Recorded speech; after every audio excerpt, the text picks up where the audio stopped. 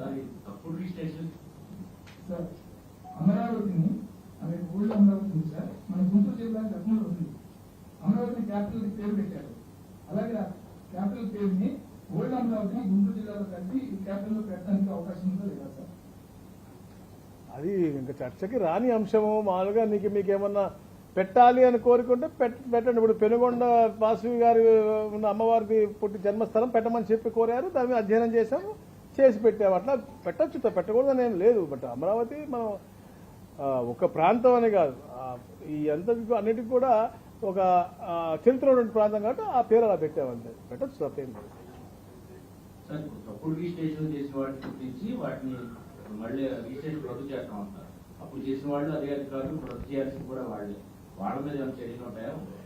ఏ అధికారి అయినా కూడా తప్పు జరిగింది అంటే వాళ్ళు ఎప్పుడు శిక్ష. మేము ఈ మంత్ నుంచి అంటే గతంలో కూడా పోయాము, ఈ మంత్ లో కూడా సర్ప్రైజ్ విజిట్స్ కూడా ఏదైతే ఒట్టి ఏసీబీ అని కాదు, గతంలో ఏసీబీ చేసేదో లేకపోతే ఎవరన్నా వేరే అధికారులు చేశారు. కానీ ఇప్పుడు మా డిపార్ట్మెంట్లో ఉన్న అధికారులు నేను అవ్వచ్చు, మేము కూడా సర్ప్రైజ్ చెక్కులు చేయబోతా ఉన్నాం. ఎక్కడన్నా కూడా చిన్న మిస్టేక్ ఉన్నా కూడా అక్కడే యాక్షన్ తీసుకునే దిశగా ఒక ప్రణాళిక వేసుకుని ముందుకు వెళ్తా ఉన్నాం. ఏది తప్పుడు రిజిస్ట్రేషన్ కావాలని చేసిన అధికారి ఉంటే వాళ్ళని మీద కూడా యాక్షన్ తీసుకోవడానికి కలెక్టర్లకు ఇస్తున్నాం. You're not giving to register office for register to cancel the document, you're giving it to collectors. Private భూములు గవర్నమెంట్ భూములకి చేస్తే ఒక కైండ్ ఆఫ్ రూల్స్ సెక్టార్ ఉంటాయి, ఇప్పుడు సెగ్మెంట్ ఉంటుంది. ఇప్పుడు ప్రైవేట్ భూములకు కూడా ఇది న్యాయం జరగాలనే విధంగా మేము పెట్టాం. నా డీటెయిల్స్ కూడా నేను మీకు నోట్ కూడా సాయంత్రం ఇస్తాను, ఏమేమి ఉన్నాయి రూల్స్ అన్ని కూడా. సార్ 18 months అయింది శాలరీ తీసుకుని, కానీ ఏ చూసినా కూడా రెవెన్యూకి సంబంధించి సిటిజన్ సాటిస్ఫాక్షన్ లెవెల్స్ కానీ లేకపోతే మీరు పార్టీ ఆఫీస్ లో పెట్టినా ఎట్లా గ్రీవెన్స్ పెట్టినా కూడా ఎక్కువ రెవెన్యూగా వస్తున్నాయి.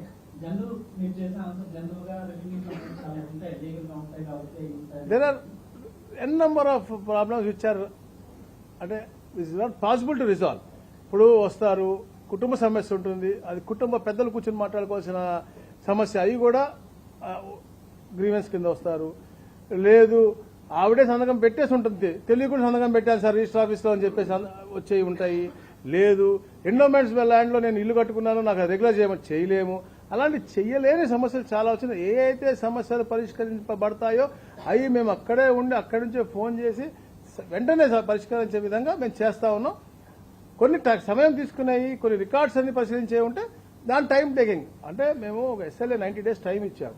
కొన్ని 4 రోజులు అవుతాయి, కొన్ని 40 రోజులు అవుతాయి, కొన్ని